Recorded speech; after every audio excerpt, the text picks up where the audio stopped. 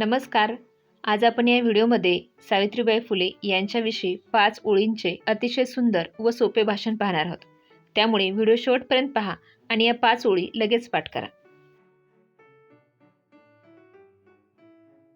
सन्माननीय व्यासपीठ आणि माझ्या मित्रमैत्रिणींनो, आज मी तुम्हाला सावित्रीबाई फुले यांच्याबद्दल 2 शब्द सांगणार आहे.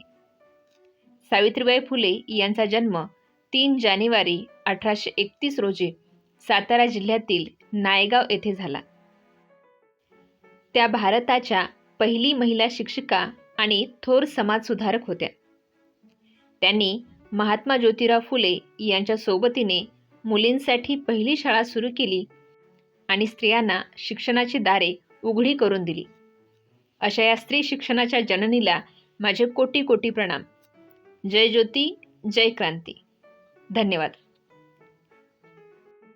मित्रांनो, तुम्हाला जर हा व्हिडिओ आवडला असेल तर व्हिडिओला लाईक आणि चॅनलला सबस्क्राईब नक्की करा. आणि हो, यासारखे जबरदस्त व्हिडिओ पाहण्यासाठी आपल्या चॅनलच्या प्लेलिस्टला एकदा नक्की भेट द्या.